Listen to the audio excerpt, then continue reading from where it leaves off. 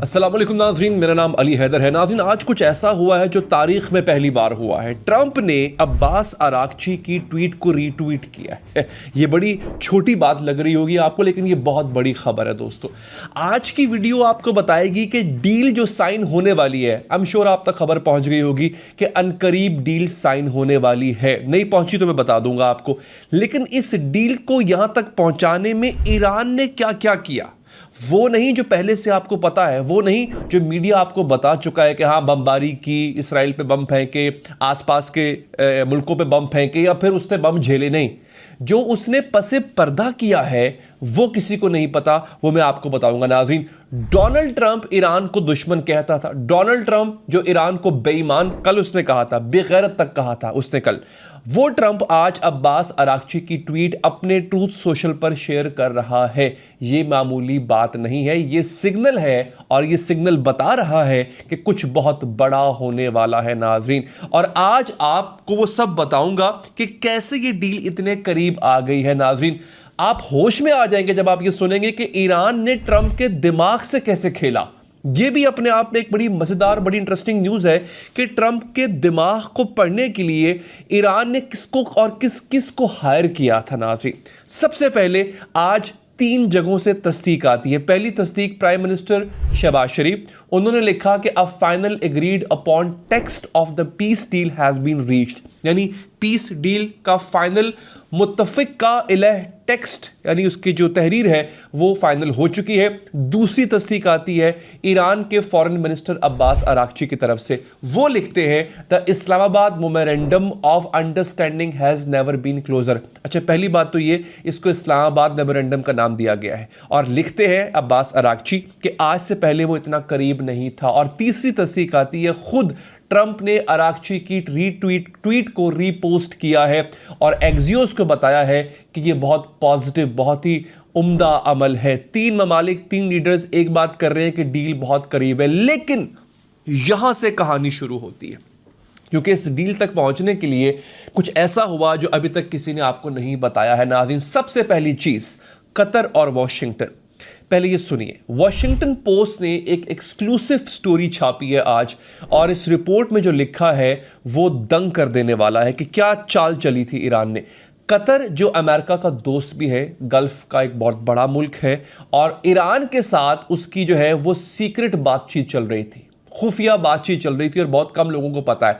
बात थी क्या, कतर ने ईरान से कहा कि देखो, अगर तुम हमारे गैस कॉम्प्लेक्स पर हमला नहीं करोगे तो हम अपनी गैस प्रोडक्शन कुछ अरसे के लिए बंद कर देंगे। ये बहुत इंपॉर्टेंट है।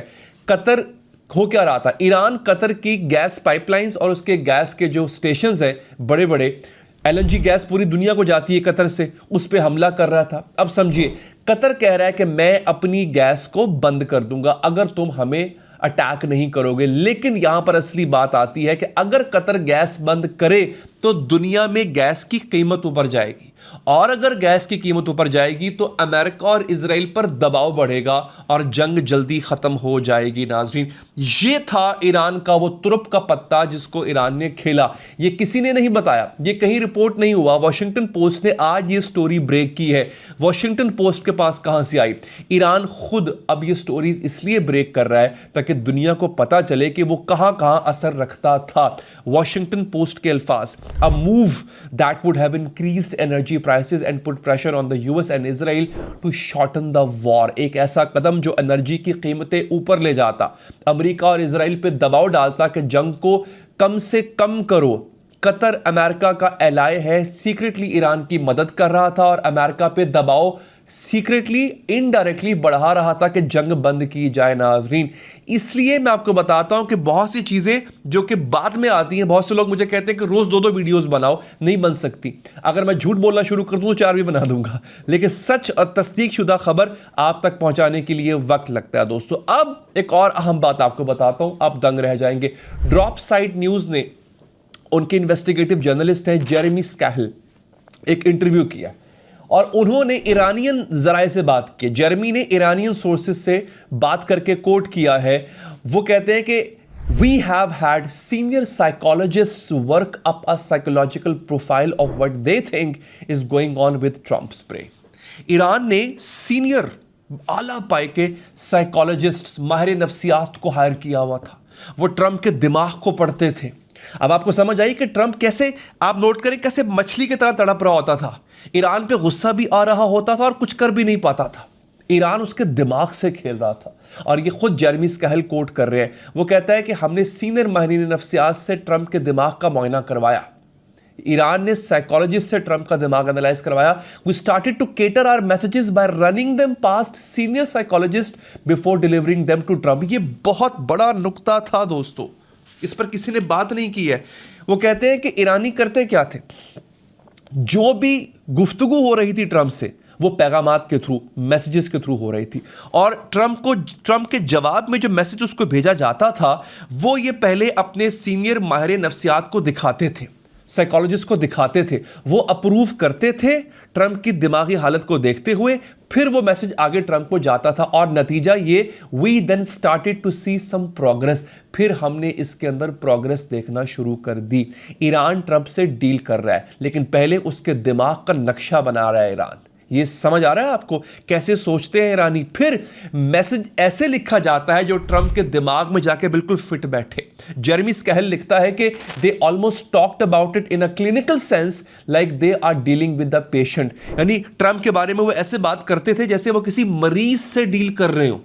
सोचिए किस हद तक उन्होंने माइन्यूटली ट्रंप के दिमाग को पढ़ने के बाद आज देखें जो डील हुई है, जिस डील का भी मैं आपको आगे चल के बताऊंगा, उस डील के बारे में खुद इजराइल कह रहा है कि यह डील ईरान के फायदे में है और ट्रंप को पता भी नहीं चला। सोचिए, दुनिया की सबसे बड़ी ताकत का सदर और ईरान उसके साथ जैसे डॉक्टर मरीज का खेल होता है वो खेल रहे हैं। अब डील की तरफ चलते हैं।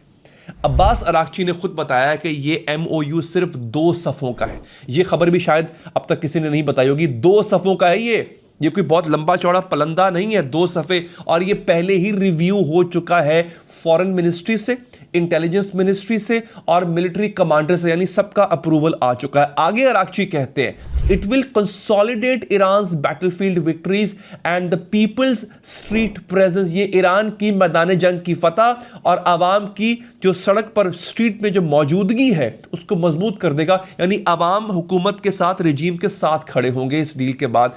ईरान इस डील को जीत का डॉक्यूमेंट बता रहा है। अमेरिका डील साइन कर रहा है, ईरान इसको अपनी फतह का ऐलान समझ रहा है और बता रहा है। अब जो टर्म्स हैं, मैं पहले वाले व्लॉग में बता चुका हूं, लेकिन मुख्तसर यहां बताऊंगा और फिर आपको बताऊंगा कि अगला काम क्या हुआ, इजराइल के साथ क्या हुआ। इजराइल कैट्स, जो इजराइल का डिफेंस मिनिस्टर है, उसने इस खबर के फौरन बाद एक ऐलान किया है। वो ऐलान सुने बगैर आप बच जाइएगा दोस्तों, जंग बंद होगी।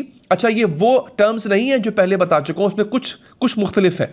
हुर्मुज़ ईरान के अरेंजमेंट्स के मुताबिक खुलेगा, अमेरिकन फोर्सेस वापस जाएंगी, सैंक्शंस मुअत्तल होंगी, फ्रोजन एसेट्स रिलीज होंगे, न्यूक्लियर 60 दिन की बात इस पे बात करेंगे, मिसाइल और प्रॉक्सीज एजेंडे से बाहर है। सबसे अहम बात, ये सबसे अहम बात बताने जा रहा हूं, ये डील साइन करने के लिए अब्बास अरागची और JD वैंस आमने सामने नहीं बैठेंगे। ये डील इस्लामाबाद में भी नहीं होगी, लेकिन इसका नाम इस्लामाबाद अकॉर्ड होगा। तो फिर कहाँ होगी नाज़रीन? अब्बास अरागची ने खुद बताया है कि डील डिजिटली साइन होगी, रिमोटली, लेकिन फिर भी इसका नाम इस्लामाबाद अकॉर्ड होगा। आप नोट करें, अक्सर ऐसा होता है ना कि आपके पास एक PDF फाइल आती है और आप साइन करके वापस भेज देते हो उसको, कुछ ऐसा ही होगा नाज़रीन। लेकिन इसको पाकिस्तान का नाम दिया जाएगा। इस वक्त इसहाक डार जनीवा स्विट्जरलैंड में है। क्या कर रहे हैं आगे चल के बताता हूं। अब सवाल यह है कि अमेरिका इस डील पर राजी क्यों हुआ? ये सवाल आप अपने ज़हन में रखे हुए होंगे, आई एम श्योर, कि जब इतना ही फायदा ये डील ईरान को दे रही है तो अमेरिका राजी क्यों हुआ? यहां पे कुछ बातें समझना बहुत जरूरी है। CNN की exclusive report I, Iran has dramatically escalated efforts to seal off its cache of near bomb grade uranium, deliberately collapsing tunnels and booby traps entrance with explosive mines। ये ईरान ने एक और चालाकी का काम किया, सुनने के काबिल है। ईरान ने अपने ही बॉम्ब ग्रेड यूरेनियम के कैशे को सील करने की कोशिशें तेजी से बढ़ा दी। हुआ क्या, आसान लफ्जों में समझाता हूं। ईरान के पास इतना अफजूदा यूरेनियम है कि उससे बम बनाया जा सके। जिस जगह रखा हुआ है उसको उसके जो ज़ख़ीरा है उसको सील करने की कोशिशें कैसे बढ़ाई? उसने जानबूझकर अपनी सुरंगों को तबाह किया और जो सुरंगों के दरवाजे थे उनको धमाका करके बंद कर दिया। अब लगा ये अमेरिका को कि ये पहले से टारगेट हम तबाह कर चुके हैं। अमेरिका को ये लगा कि हमने इसकी ईरान की न्यूक्लियर फैसिलिटीज को तबाह कर दिया है। आपको याद होगा बार बार जब 2025 में हमले हुए थे ईरान पर, तो बार बार अमेरिका ने कहा था कि हमने ईरान की सलाहियत को खत्म कर दिया, ईरान न्यूक्लियर बॉम्ब नहीं बना सकता। यह काम ईरान ने खुद किया था। ट्रंप सोचता था मैं ग्राउंड ऑपरेशन करूंगा, यूरेनियम उठा के ले जाऊंगा। ईरान ने क्या किया, उससे सुरंगें ही गिरा दी, दरवाजों पे बॉम्ब लगा दिए। अब यूरेनियम तक पहुंचना तकरीबन नामुमकिन हो चुका था। अमेरिकन फौज के लिए बहुत बड़ा रिस्क था और अब ट्रंप को समझ आ गया कि मैं ये अचीव नहीं कर सकता। और ये यूरेनियम है कहां? इस्फहान में, नतंज में और फर्दो में, जमीन के सैकड़ों मीटर नीचे सुरंगों के अंदर जो अब कोलैप्स हो चुकी हैं। अमेरिका के पास यूरेनियम को निकालने का कोई रास्ता था ही नहीं। और अब यहां पर एक और अहम बात आती है जो यज़्द से लेकर आया हूं। मुर्तजा हुसैन, ये द इंटरसेप्ट के सीनियर जर्नलिस्ट हैं, उनकी रिपोर्ट सुनिए। वो कहते हैं for 40 days US and Israeli aircraft pounded the mountains around Yazd. यहां पे एक और चीज थी जिसको ये फतह नहीं कर पा रहे थे, वो क्या था? यज़्द का इलाका। 40 दिन तक इसराइली और अमेरिकन एयरक्राफ्ट ने बमबारी की यज़्द के पहाड़ों पे, trying to silence one of Iran's most important military projects. वहां पे ईरान का सबसे अहम मिलिट्री प्रोजेक्ट था, उसे खामोश करने के लिए। खामोश करने के लिए क्या? वहां से मिसाइल लॉन्च होते थे। अब buried missile complex carved deep into the granite. Granite के पहाड़ है, ग्रेनाइट एक पत्थर होता है, उसके तहों के अंदर एक मिलिट्री कॉम्प्लेक्स है, मिसाइल कॉम्प्लेक्स है, पूरा शहर है, मिसाइल सिटी कहते हैं इसको। 40 दिन तक किया और नतीजा, yet the Iranian missiles kept firing regardless. वहीं से इसके बावजूद कि वहां पर बमबारी की जा रही थी, उसी जगह से ईरानी मिसाइल फायर होते थे, लेकिन फिर भी वो बाज नहीं आ रहे थे, ईरानी बाज नहीं आ रहे थे। अब यज़्द के रहने वाले ने बताया खुद कि यूएस और इजरायली फोर्सेस ने पहाड़ों को मुसलसल बमबारी की, कई कई दिन बमबारी की, और ईरानी मिसाइल जो है वो मुसलसल चल रहे थे उसी जगह से, सीज फायर से पहले के आखिरी लम्हों तक।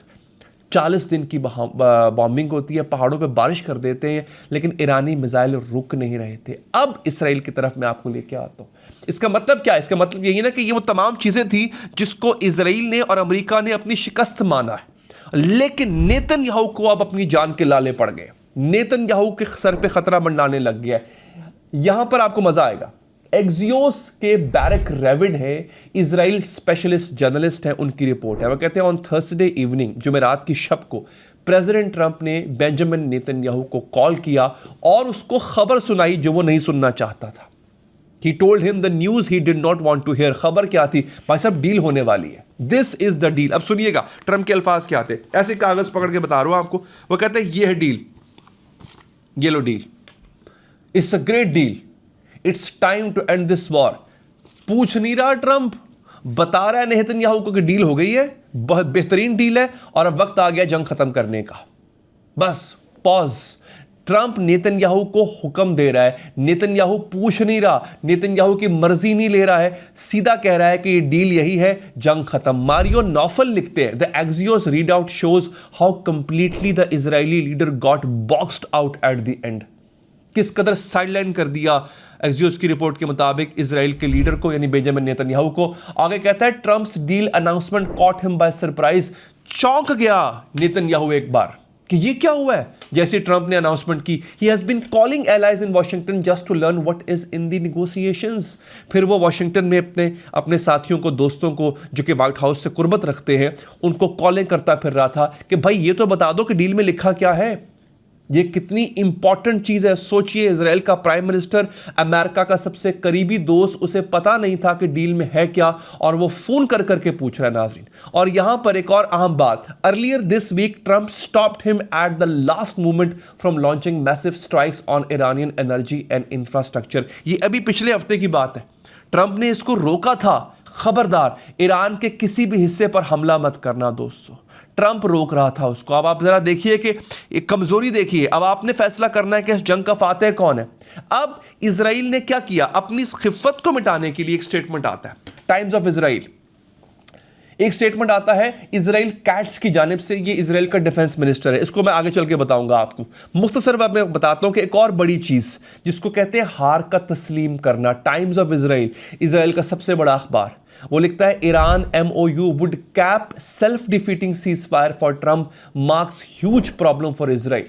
ईरान का जो MOU है वो ट्रंप के लिए एक सेल्फ डिफीटिंग सीज फायर होगा, यानी एक ऐसा सीज फायर, एक ऐसी जंग बंदी जिसमें वो अपनी हार का एतराफ कर रहा होगा, और इजराइल के लिए ये बहुत बड़ा मसला है, सेल्फ डिफीटिंग है। इजराइल का अपना अखबार कह रहा है दोस्तों, आगे वो लिखता है the deal pauses fighting without requiring Iran to fully dismantle its nuclear infrastructure, destroy advance centrifuges और एंड सपोर्ट टू प्रॉक्सीज। ये डील जो है वहीं पर रुक जाती है, ये डील लड़ाई को रोक देगी, लेकिन ईरान जो है वो ना ही अपने न्यूक्लियर हथियारों का कुछ करेगा, ना ही अपने उस सपोर्ट का कुछ करेगा जो वो प्रॉक्सीज को दे रहा है, और ना ही ईरान का मिसाइल इंफ्रास्ट्रक्चर तबाह होगा। सब कुछ इंटैक्ट रहेगा ईरान का, और डील हो जाएगी, और बदले में सैंक्शंस उठ जाएंगी, पाबंदियां उठ जाएंगी, ईरान को पैसा मिलेगा, फोर्सेस वापस आ जाएंगी ईरान की। लेकिन इजराइल चुप नहीं बैठेगा। अब ये यहां पे आ जाता है इजराइल का डिफेंस मिनिस्टर, ये इजराइल, टाइम्स ऑफ इजराइल अपनी हार तस्लीम कर रहा है। अब इस खिफ़त को मिटाने के लिए इजराइल कैट्स, इजराइल का डिफेंस मिनिस्टर, वो कहता है कि Israel must ensure that in the future as well we retain the ability to act independently to prevent Iran from obtaining nuclear weapons. Israel को ये बात यकीनी बनाना होगी कि मुस्तकबिल में हम आज़ादाना तौर पर, यानी बगैर अमेरिका से पूछे या उसकी सपोर्ट के साथ, हम आज़ादाना तौर पर ईरान को रोकने की सलाहियत रखते हैं कि वो कभी भी न्यूक्लियर वेपन ना बना सके। फिर prime minister Benjamin Netanyahu and I have instructed the IDF to prepare accordingly. मैंने और प्राइम मिनिस्टर ने कह दिया है इजरायली डिफेंस फोर्सेस को कि भाई तैयारी पकड़ लो। किसके लिए? लबनान के लिए। वो कहता है कि नहीं, लबनान अभी भी हमारे एजेंडे का हिस्सा है, हालांकि लबनान इस डील का हिस्सा है कि जंग बंदी होगी तो सिर्फ ईरान में नहीं, लबनान के साथ भी। इजराइल कैट्स ने कहा है कि इजराइल लबनान में हमले नहीं रोकेगा। इसका मतलब है अभी भी इजराइल चाहता है कि हर तरह से इस डील को रोका जाए, इसको सैबोताज किया जाए। रिचर्ड हैस एक सहाफ़ी है, एक ऐसी बात कह गए हैं जो कमाल की बात है। काउंसिल ऑन फॉरेन रिलेशंस के फॉर्मर प्रेसिडेंट है, अमेरिका के सबसे बड़े फॉरेन पॉलिसी एक्सपर्ट में से एक माने जाते हैं। लिखते हैं द गुड न्यूज़ इज, अच्छी खबर यह है that a deal with Iran will eventually emerge, कि ईरान के साथ डील हो जाएगी। बेहतरीन खबर है। लेकिन आगे सुनिए, the bad news is it won't bring peace. बुरी खबर यह है कि इससे अमन नहीं आएगा, लॉन्ग टर्म स्टेबिलिटी नहीं आएगी, और अ रिटर्न टू द स्टेटस को एंटे। और ऐसा भी नहीं होगा जैसे मामला जंग से पहले थे वैसे हो जाए, नहीं, ये बुरी खबर है। In no way it will justify the decision to start the war. तो कहते हैं किसी भी तरह से ये जस्टिफाई ही नहीं करता कि जंग को दोबारा से तेज किया जाए या शुरू किया जाए। अमेरिकन एक्सपर्ट कह रहा है, काउंसिल ऑन फॉरेन रिलेशंस का फॉर्मर प्रेसिडेंट कह रहा है कि ये जंग होके रहेगी। मुमकिन नहीं है कि इजराइल रुक जाए, यानी उसका इशारा है कि ईरान भले रुक जाए, लेकिन ईरान को भी पता चल गया है उसकी ताकत क्या है, वो भी अब जंग से घबराएगा नहीं और इजराइल हर हालत में जंग करेगा। और यही बात हसन अहमदियान ने की है, ये यूनिवर्सिटी ऑफ तेहरान के प्रोफेसर हैं, उनका तजिया ये है, another round of war between Iran and its allies and Israel is likely. वो कहते हैं एक और जो है वो दौर चलेगा इजराइल और उसके इत्तेहादियों के दरमियान और ईरान के दरमियान जंग का। स्ट्रैटेजी ये होगी, स्ट्रैटेजी क्या होगी? Iran strategy will be to decouple Israel from the United States. Iran की स्ट्रैटेजी ये है कि वो इजराइल को अमेरिका से अलग कर दे। और अगर आप देखें तो अभी जो एक ताज़ा शगाफ नजर आया है हमें इजराइल में और अमेरिका में, वो आज से पहले नहीं था दोस्तों। ये स्ट्रैटेजी ईरान ने पहले भी आजमाई है, काम की है, आगे भी आजमाएगा। ईरान का प्लान ये है कि अगले राउंड में इजराइल को अकेला करके, अलग करके मारो, क्योंकि उसको भी पता है कि अकेला इजराइल कुछ भी नहीं कर सकता। What can it alone with solely on its own power achieve by attacking Iran and its allies? I think that would be another losing bet for Israel. खुद अहमदियान कह रहे हैं कि अकेला होके इजराइल अगर ईरान पे हमला कर भी दे तो बिल आखिर उसको हारना पड़ेगा नाज़रीन। तो दोस्तों आज रात कुछ भी हो सकता है। कहा यह जा रहा है कि संडे कल का दिन मुमकिन डील हो सकती है। अगर आप चाहते हैं कि वो खबरें जो आम मीडिया आप तक नहीं पहुंचाता आप तक बर वक्त पहुंचे तो आपने चैनल को लाजमी सब्सक्राइब करना है। पसंद आई हो वीडियो लाइक करें और हाँ, अपना तज्जिया लाजमी दिया करें। मैं आपके तज्जियों को अपनी वीडियो में शामिल करता हूं। फेसबुक पर अगर आप मुझसे लाइव कॉल पे बात करना चाहते हैं तो सिर्फ फॉलो नहीं करें, सब्सक्राइब भी करें फेसबुक पेज को। अपना ख्याल रखिए नाजरीन, अल्लाह निगहबान।